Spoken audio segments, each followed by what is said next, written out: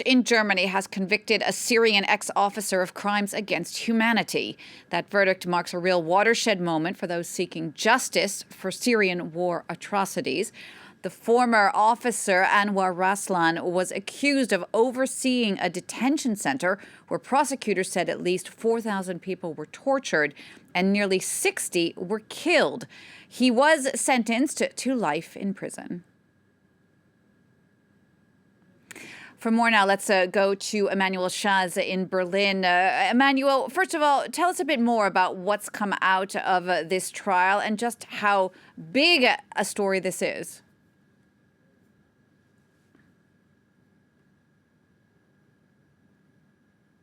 A year and a half trial, more than 107 days of audiences, more than 80 witnesses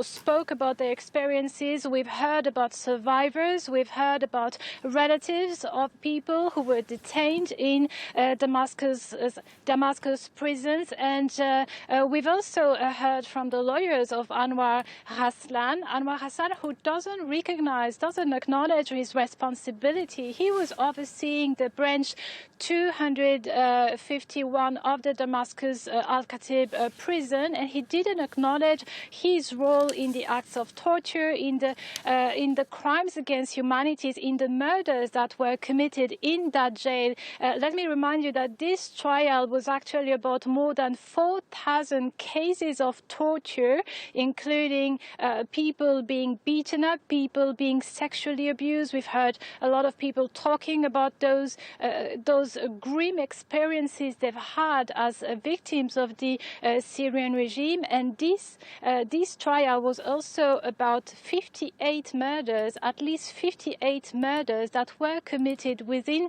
those jails. There were forensic proofs of the atrocities that happened in the Al-Khatib jail in the form of 26,900 pictures taken by a former forensic photographer of the Syrian regime, who goes under the nickname of Caesar. He gave this evidence which served to sentence Anwar Raslan to this life sentence today, but an evidence that will also serve in future trials under the principle of international jurisdiction, future trials which will judge the crimes committed by the Assad regime. So this is a strong signal being sent not only to the international community, not only to the Syrian community, but also to the Assad regime itself, that its crimes will not go unpunished. And we have heard from Human Rights Watch already that's hailed this verdict, calling it historic. Emmanuel, how did officials initially find Anwar Raslan? What's the backstory on how he was arrested?